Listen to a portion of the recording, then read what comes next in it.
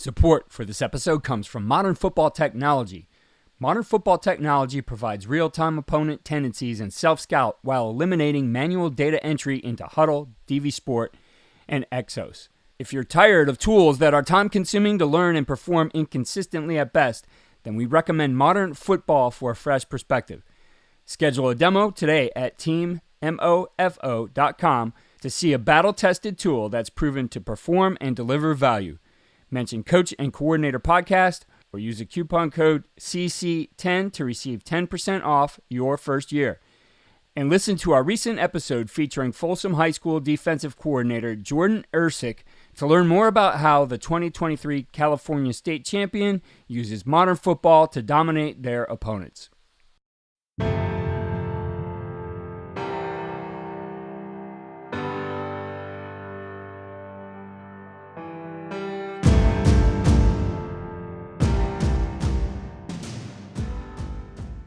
Like, I take Tidbits because there's so many little coaching points that I learned from guys like Julio, man. Like, there's a couple points that I've used with my players in the past that when you sit in a meeting room and you go through practices so much with the same group of guys over and over, like, it's human nature that it's not like a lack of respect thing, but it's human nature for especially kids in college with so many distractions. Like, you're only going to take so much knowledge, and then it's just natural that some things just go above your head, no matter how good the info that your coach is telling you, right? So there's things that I kind of keep in the back pocket that a guy like Julio Jones, he taught me a few things, and I'll eventually, over time, when it's necessary, I throw those out to guys. And it's because, like, sometimes you got to keep guys on their toes, but at the same time, when they hear those names mentioned, you learn something from those guys, then it's like, oh.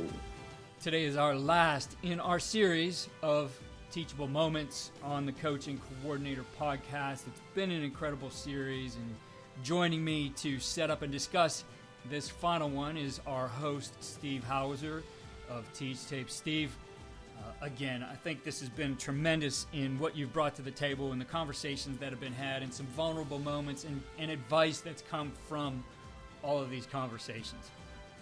Keith, appreciate the platform to put it out there. And you know what the biggest takeaway was is every time I hang up these conversations and we stop the record button, like, guys are smiling, right? It's good to catch up. It's organic. There's no intention, right, other than just being another member of that community. So that's what's really nice, is finding a reason to, again, just be a human and not be all ball all the time, because at some point you got to exhale. There's a life outside of the office, if you can believe that sometimes. I mean, obviously there's a lot of pressure and everyone puts a lot into it, and it's important, but just knowing that other guys have lived those struggles can resonate with it and have grown from it.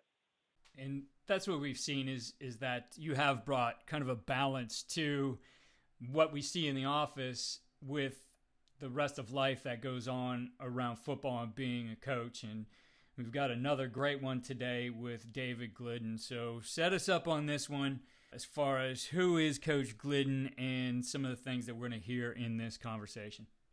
Yeah, I felt like this was a great one to wrap us up, Keith, because this was like a full circle moment for me. You know, my first year as a GA working with the offense was Glidden's redshirt freshman year. I left, I came back, and then he was the old dog in the room as a redshirt senior.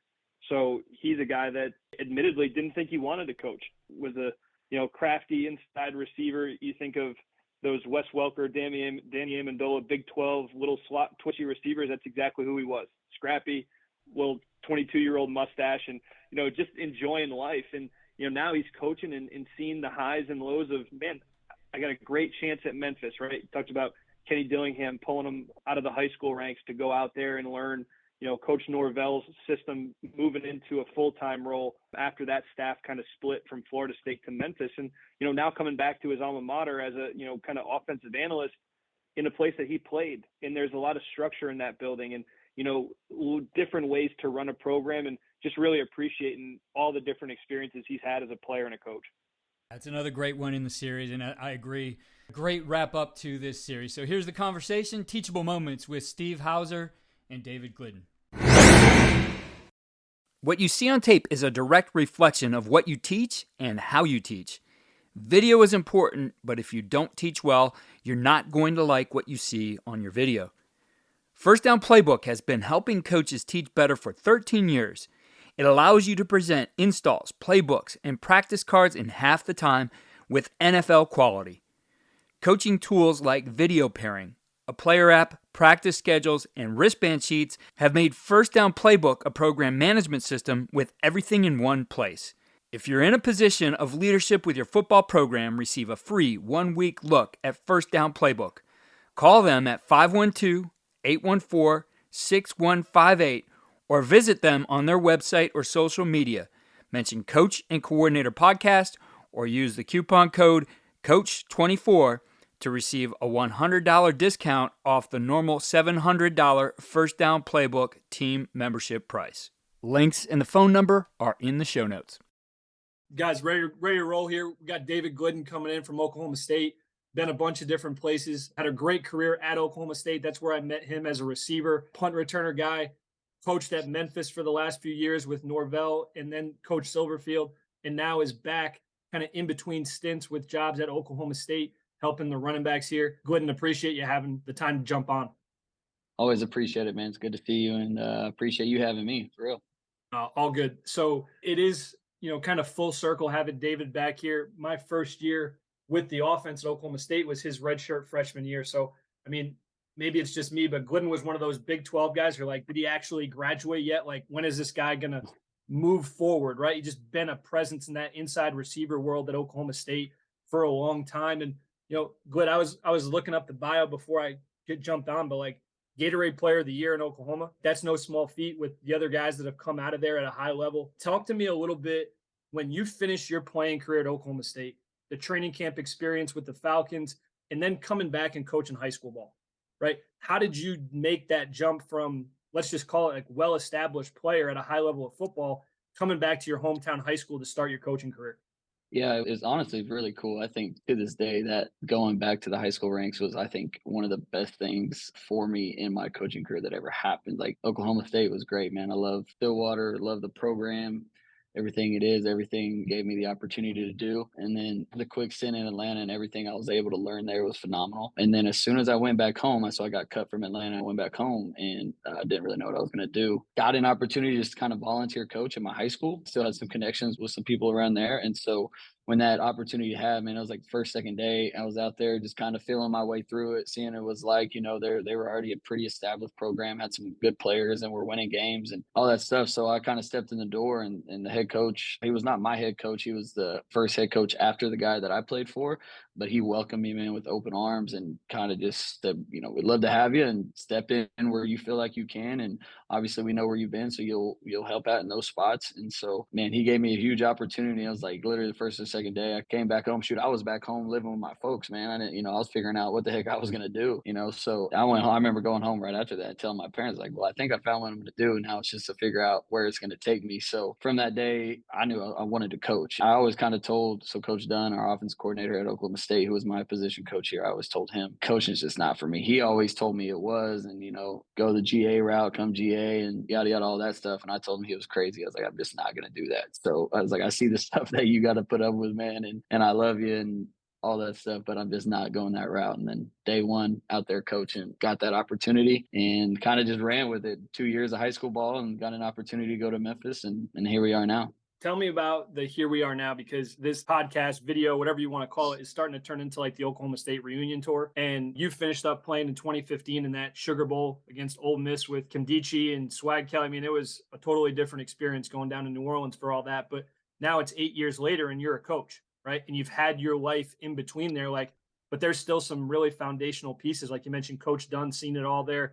Coach Glass, obviously Coach Gundy. Like, how is it now being a real deal grown up and having some staying power and going back to that environment from player to coach?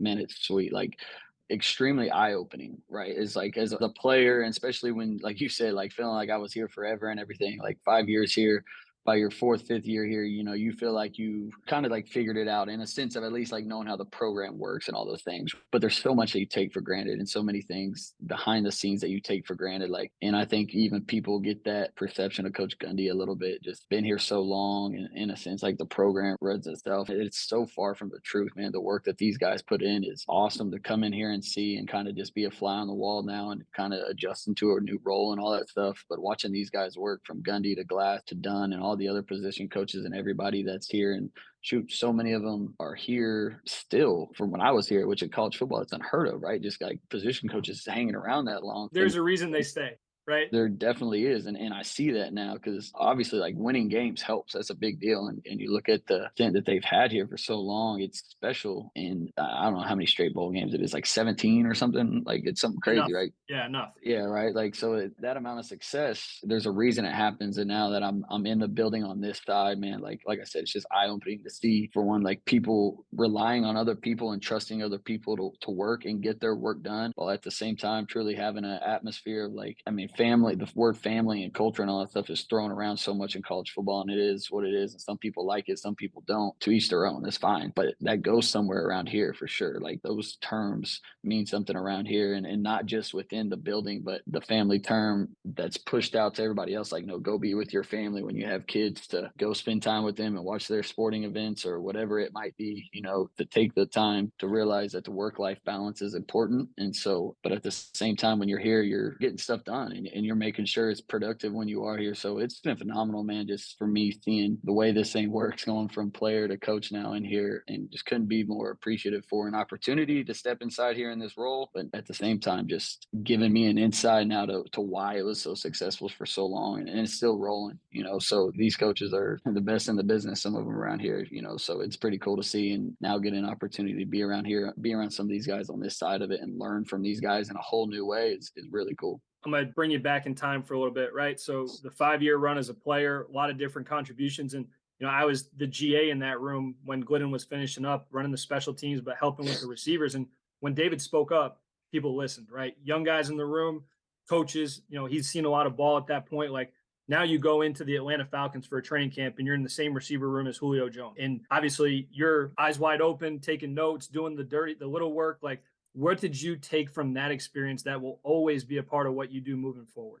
That's it, man. That's a really good question. Honestly, tidbits, like what Teach Tapes is, to be honest. Honestly, like I take tidbits because there's so many little coaching points that I learned from guys like Julio, man. Like there's a couple points that I've used with my players in the past that when you sit in a meeting room and you go through practices so much with the same group of guys over and over, like it's human nature that it's not like a lack of respect thing, but it's human nature for especially kids in college with so many distractions. Like you're only going to take so much knowledge, and then it's just natural that some things just go above your head, no matter how good the info that your coach is telling you, right? So there's things that I kind of keep in the back pocket that a guy like Julio Jones, he taught me a few things, and I'll eventually over time when it's necessary, I throw those out to guys. And it's because like sometimes you got to keep guys on their toes, but at the same time, when they hear those names mentioned, you learn something from those guys, then it's like, oh, take a step Give me back. a nugget. Give me a nugget, David. Was it in a meeting room of how to conduct yourself and watch tape? Was it how to work through moves in one-on-one? What was something that was like just how to be a pro?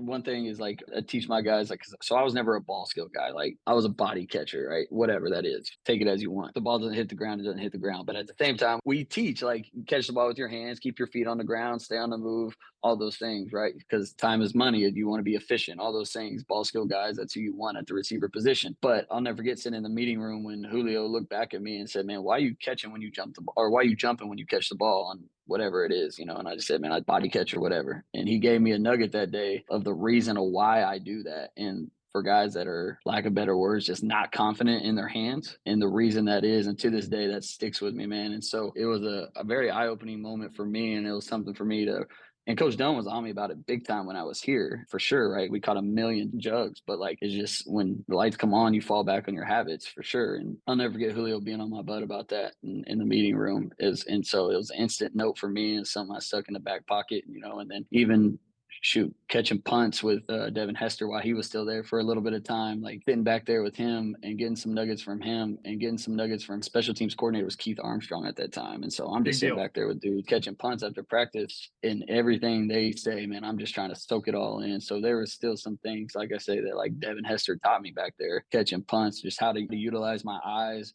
how the ball's coming off the foot. I had never really seen punters at that time I had never seen punters, face one direction and then totally punt it the opposite direction. Now, kickers are doing that in the NFL and college now all the time, so it's not that big a deal. But back then in college, that wasn't really that big a deal. Like, guys just weren't as good at doing that. But in the league, that was a thing, and they were freaking really good at it. So him teaching me the body language of a punter, or when he was going to be true to the direction he was punting versus when he tell and by the leg swing of the punter that he knew it was going to be going the opposite way. So like all those type of things, man, were big time nuggets. So being with those guys was second to none, man. And not to mention that Kyle Shanahan was the OC at that time. So, being in the room with those guys and Mike LaFleur and Mike McDaniel were all there at the same time. So I'll never forget like being around all those guys and their different coaching styles, and just looking back on the way they all conducted themselves was big time.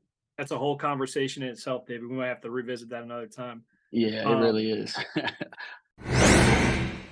We're taking a quick time out from Teachable Moments here, but don't hit that skip button, because these 15 to 20 seconds here will save you some time in the future. Steve, tell us what you got going out to these high school and college programs with Teach Tapes. One sentence, Keith. It's pro football focus for drills, right? How do you do simpler, better, the things that you wish you had in those self-scouts from the winter, right?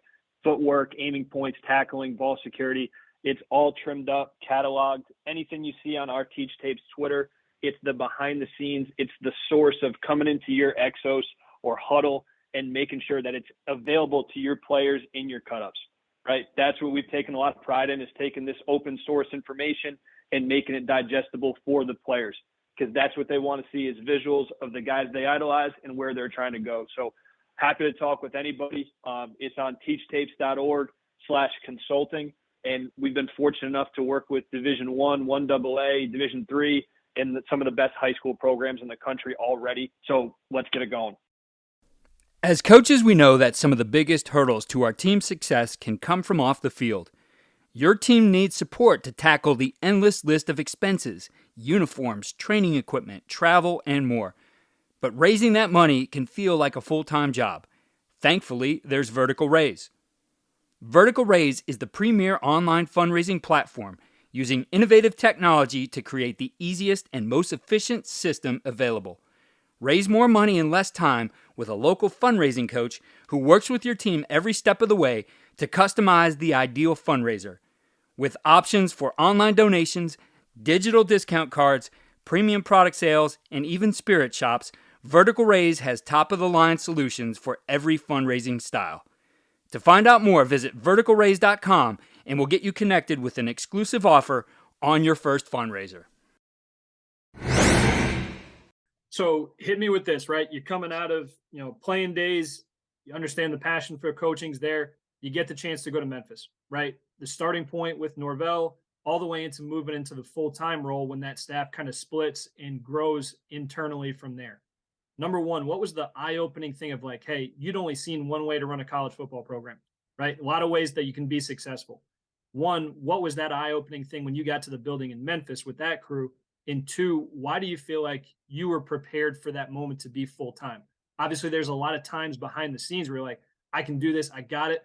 Where did you feel like, man, I'm ready? Like, tell me what those experiences were. To be honest with you, I don't know if I was ever ready. Like, I always thought I really was in my head. I told myself I was from freaking day one. But the biggest thing when I got there was I didn't know what I didn't know. Like, it was so crazy. Like, I had no idea that I didn't know so much about football in general. And so when I get in there, I'll never forget Kenny Dillingham telling me when I, like, right before, because him and Norvell were both like kind of the reason I got out there. I'll never forget, I think I was on my way out there and I had a phone conversation with him or something, and it happened super fast. Like, they called me and I was out there a week later, and I think he told me like, hey, just so you know, like, when you come in, just know you're coming in to keep your head down and work and learn ball, and make sure when it's your time to speak up and those type of things. And he didn't say it in a mean or derogatory way. It was just like, that was the fact. That was the truth of what it was. And when I got there, I really understood what he was saying by that, because if I would have spoken up, I had no idea that I didn't know like a damn thing about ball at that time. I leave college as a 5-year guy, just like feeling like I know some coverages and knowing how to find some spots and stuff like that as far as getting open. And then a little bit with Atlanta, like I feel like I've learned quite a bit, but the overall scheme of everything is where my eyes and my mind, like, I was just so mind blown of what football really is. You know what I mean? Like, shoot, just the box in general. I was always like, yo, it's just 5 guys in the box. You big boys, you block them and let's roll. So getting there and just figuring all that out, that like, holy smokes, I got a long way to go. And so I got there, and it was honestly a moment with myself of just like, hey, you got to either like nut up and do this, and it's going to be a grind, because we had to work and grind and all that stuff, but like we had to, at the same time, I had a long way to go myself of things to learn, so I had to own up to that and just be like, dang, I don't know anything. So it was a different style of offense and all that stuff, so like having to learn the offense in general, getting comfortable with the guys, seeing a couple different coaches in their meeting rooms and all that stuff. And then it was really probably after the first year I was there, but really into midway into my second room when I really started to pick things up, and I felt really confident in the offense we were running and knowing the players. And if I got an opportunity to run meetings, even if it was just for 2 minutes while a position coach had to like do something else, and I got to start the meeting off, like any opportunity I was given, making sure I made the most of that. Like there's no job that's too small. And that's like one thing Norvell was huge on, man. And I respect the heck out of that guy, because he gave me an opportunity for one, but like everything that I learned from him was, man, it's through the roof. Like the amount of things, like you can't even begin to touch it with ball for sure. But with the whole other aspect of running a whole building in a program, like that guy was phenomenal. Talk about running a building to now you're running a meeting room, right? So you got the groundwork, you were there, they know who you are. Tell me where you felt like in your position room, whether it be when you were with the tight ends that first year or the receivers the second year, like that group, like, hey, he's one of us. Like this is our guy. Like whether it was a drill, whether it was after a game, heck, it could be in the Memorial Day softball game that everybody puts out. Hey, this guy gets it, right? And that's a strength of yours of like being able to relate and bring positive energy. Where did you feel like as a full-time guy, you kind of had that moment of like, we're one room? I don't know if there was a moment, but it like happened over time. Like those guys, those coaches started to trust me. And like even like Coach Johns, who's at Duke now, is the OC there. He played a big role in me getting an opportunity to become that full-time guy whenever our staffs were switching over. And so like there was times when he gave me opportunities to speak in front of the room, right? Whether it was coaches or in front of the whole offense or just the receivers or whatever. So it was really during those moments that, like I said, I really tried to grasp it. And when you get an opportunity like that, man, you step up and you act like you've done it a million times before, no matter if you're nervous or not. Like you speak, you get up there with confidence and you roll, because at the end of the day, the kids, is if you get up there with confidence, they're not going to know whether you are or not. Luckily, that coach, like I said, Coach Johns, those guys that gave me opportunities to talk about things that I knew what I was talking about, or at least felt confident in. I felt like I was being looked at as a guy that had potential to do that. And so to make the jump into a position meeting room, so it was like any opportunity I got to run a room, like I said, for 2 minutes, 5 minutes, whatever it was, the whole thing, like I made sure that I dug into that, had the best cut up, had the best thing ready to go, whatever it was. So I don't know if there was just a certain moment of that, but because of those opportunities I was given really before I became full-time, I felt like from the moment that I did step into a room that I was already able to connect with those guys with confidence and running meetings. For whatever reason, just like having a remote in my hand in a meeting room and connecting with guys and knowing when to be serious and keep it lax and point out details versus the overall scheme. Like that was something of watching Coach Dunn do it here forever.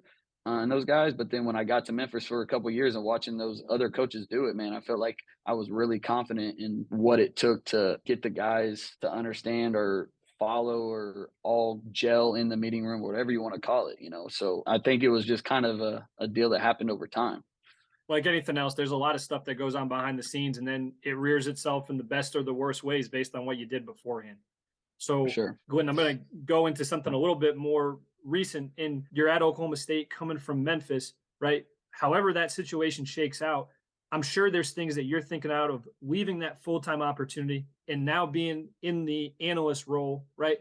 What have you learned, whether it was immediately after that about yourself or even just now of like taking a breath and, man, that opportunity is gone, right? I got to find another way to learn and grow. People that I trust back in Stillwater, like how have you now internalized that and taking that into a positive moving forward? It's still an opportunity, man. I'm still a part of a big time program that I still have a piece of the puzzle, no matter how small it is or how big it is. Like I said, there's no job too small. So for me, it's coming in and learning. Like there's some things of the system that are the same, but there's a whole lot of new. So for me, it's an opportunity to learn new ball, new terminology. Heck, the way that a different staff is in a meeting room, like whether it's full staff, offensive staff, in position meetings with other coaches and how they handle themselves, like taking notes from that. So I think for me, it's just an overall like kind of step back to square one when I first got to Memphis, like sit back, observe, and then realize like when your opportunity presents itself, like you want to make a good impression, but at the same time, make sure you're up to speed with the things that are going on. And like, you know, when it's time to speak up and when not. I don't know, like just literally take it all in, because who knows where else I'll be in 10, 15 years. And something, no matter what it is that I could learn here in one meeting or throughout this whole few months so far, it could help me down the road. So for me, it's just been an observation, man, of just like seeing a whole new staff and how it works. Like you said, I've really only been at one other college program on the coaching side of it, right? So it was good and all, but it's a whole new opportunity now. So everything's an adjustment. Every staff is different. There's got to be tweaks, whether it's the NIL, the transfer portal, even just where different guys are coming from, right? You got to transfer quarterback more mid-years than you ever had before. So you got to learn in real time. I'm really impressed with just knowing you from back then to now of, man, true slot receiver, like all day long, coach tight ends, right? Back to your roots with a full receiver room. And now you're working, with Coach Wozniak in the running backs room. And he's a great coach in and of himself. But you talked about, the big fellas, they're going to figure their stuff out before, like back when you were 22 and playing, right? Now you're a part of that whole world, right? In the backfield. What have you learned even in your 4 months in Stillwater? Running back room specifically, right? Being able to coach all those offensive skill rooms. Yeah, man, the running backs, and I've said this for a while now, ever since I learned tight ends, that was one of the best things for me coaching wise ever, was having to learn to coach tight ends and just get right into it, and having to learn pass pro and run schemes and yada, all that stuff. But now being in the running back room, man, like I think people just have a misconception of what the running backs are. People think it's hand the ball to a running back, get downhill, run, make people miss, and this role, like running backs, it's not that hard to coach. But it's the total opposite, man. Like, again, you have to know pass pro, you got to know run schemes, right? You got to know pass concepts. So like receivers, all they really know is concepts, right? Like you got to know who to block every now and then on some plays and screens and yada. But like the running backs have to know everything. They have to know communication with the O-line, communication with the quarterback to the O-line. They got to know what the tight end's going to do in the pass pro. Is he getting out? Is he not? Yada, yada. Are you chipping? We put you out in the slot. What's the route now? What route am I running? Am I running this route because it's 2x2 or it's 3x1? Like there is so much that goes into it, right? So being in here has been phenomenal for me so far. And Coach Waz does a great job of communicating with these guys, and because it can be overwhelming, in my opinion. Like you come in here to a running back room, and like, and when I'm first coming in trying to adjust to it, and these guys are just, you got the players just throwing stuff out there, and they're just talking about route concepts and then the pass pro and the run schemes, and like it's nothing. And to me, that's super impressive, because I think it's a total misconception of what running backs are and the jobs they have to do, and like the knowledge they have to obtain when it comes to the offense, because they have to know everything, like literally everything, other than maybe the quarterback reads. Like they got to know everything. And at times, there's times where they kind of got to be heads up with what the quarterback is doing too, just to even have an idea. Like, do I really even have a chance to get it here in this mesh? Yeah, it might be an RPO, but based off the look, am I really even going to get this? Do I need to step up, abort the mesh quick and get to my pass pro or whatever it is? So it's been really good for me to learn from these guys in the room, like learning the players and how they view things too. Because the players these dudes are super smart. So like I said, how Waz communicates to them, man, is awesome. So it's great. I'm smiling here. I'm thinking back in your playing days, like how many times did you see a running back on like early 10 stick move into the quarterback's throwing arm, right? Being ready for the draw action, and he's ready to rip the stick because the mic stayed in the box. Like, and you're like, God damn, like, can't you guys just figure this out? And now you're in that room.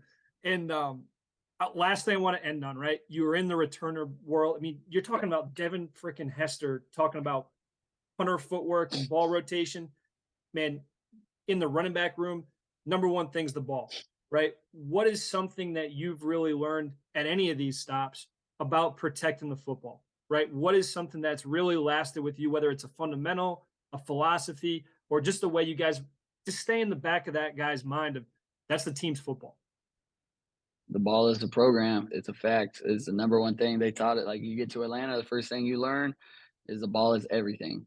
That was Coach Quinn, Dan Quinn, the DC of the Cowboys. Now you came in there, they had like two main rules. I don't even remember what the other rule was, because I knew the ball was everything, right? Like that was it. And so when it came to whatever else you were doing, man, the ball was everything. And there was lots of slogans, man, and people have all their fundamentals of ball security. It's all great. Like there's hearing Coach Norvell say own the ball, like those however many times you say it a day, like that does not leave your head.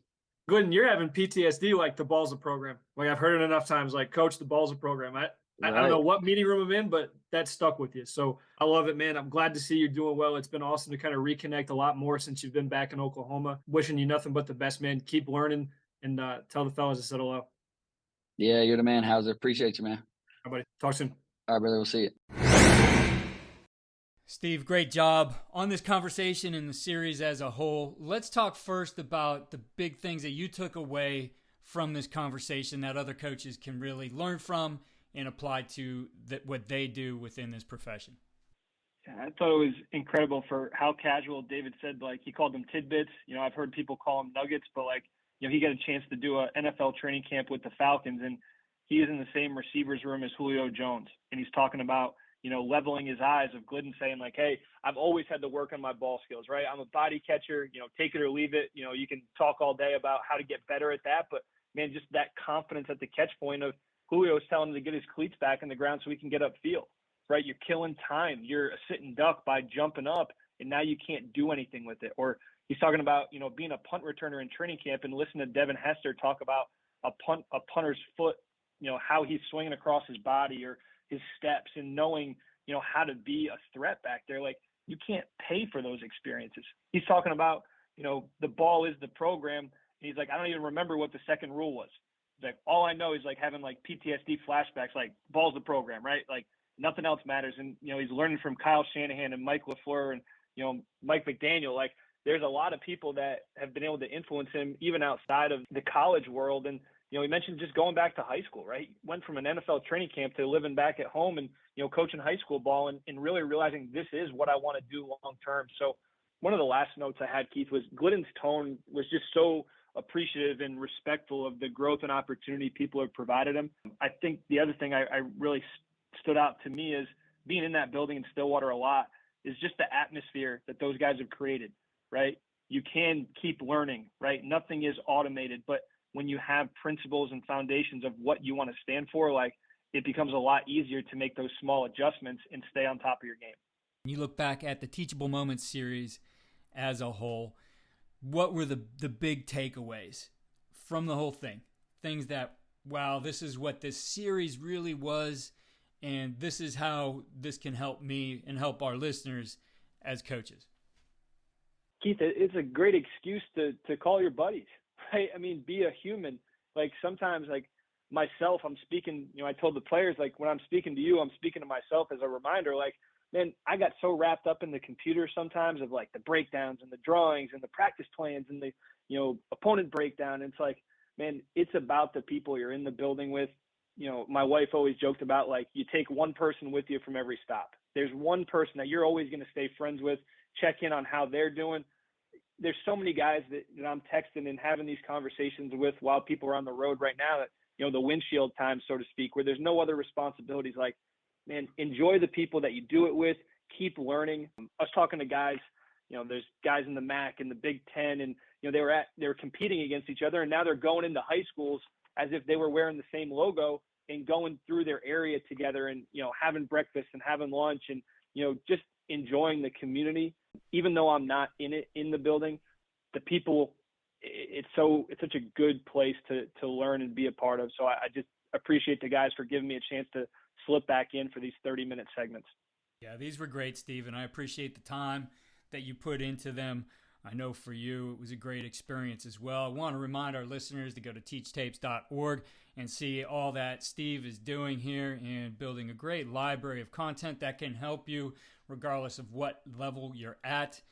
We had some notes in that in what we talked about during the podcast and all of these, so I think it's worth checking out. Again, that's teachtapes.org. Steve, thank you again. I look forward to more collaborations with you in the future. Awesome. Thanks again, Keith. Be sure to go to coachingcoordinator.com for enhanced show notes with links to related episodes and resources. In addition, we have articles and our Winning Edge takeaways detailed in text. Also, sign up for our free weekly tip sheet, which highlights the best ideas from the previous week, trending episodes, and featured resources. Follow me on Twitter at Coach K. Grabowski.